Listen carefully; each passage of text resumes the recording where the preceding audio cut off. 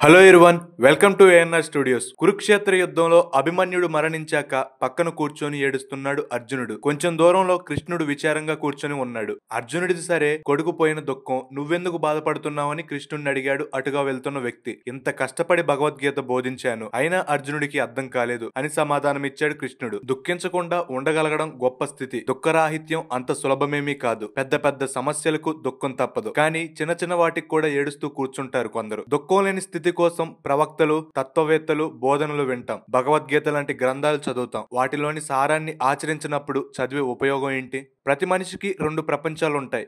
ఒకటి బయటికి కనిపించే వాస్తవ ప్రపంచం, రెండోది అతడి మనసులోని అంతర్గత లోకం.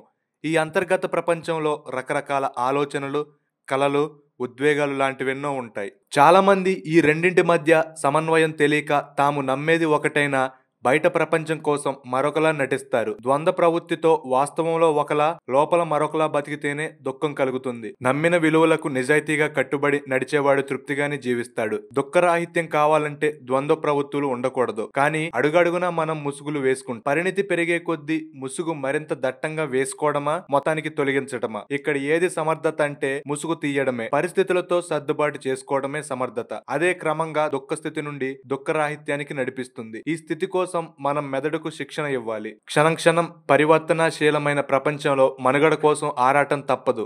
ఈ ఆరాటమే జీవన పోరాటమైనప్పుడు దుఃఖం అనివార్యం. మన తప్పొప్పులకు మనమే బాధ్యులం. మన కష్టాలకి, బాధకి మనమే కారణం అనుకుంటే దుఃఖం ఉండదు. జీవించడం తెలియని వాళ్లే దుఃఖాన్ని మోస్తూ తిరుగుతారు. ఎక్కడ దాన్ని అక్కడే వదిలేసి ముందుకెళ్లిన వాడే సమర్థుడు. అందుకే దుఃఖరాహిత్యం అనేది మన సమర్థతపై ఆధారపడి ఉంటుంది. ఎంతో చిన్న ప్రాణులైన చీమలకు ఎటువైపు వెళ్తే పంచదార పలుకు లభిస్తుందో, ఎటువైపు వెళ్తే అపాయం పొంచి ఉందో తెలుసు. వాటికన్నా ఎన్నో రెట్లు గొప్పవాడైన మనిషికి ఏది మంచో ఏది చెడో తెలియకపోవడం, తెలిసినా ఆ విధంగా ఆచరించకపోవడమే దుఃఖం. మనలోని శత్రువులైన అరిషడ్వర్గాలను జయించడమే అసలైన దుఃఖరాహిత్యం. ఈ వీడియోపై మీరేమనుకుంటున్నారో కామెంట్ సెక్షన్ లో మెన్షన్ చేయండి. అలాగే ఏఎన్ఆర్ స్టూడియోస్ ని సబ్స్క్రైబ్ చేసుకోండి. Thank you for watching.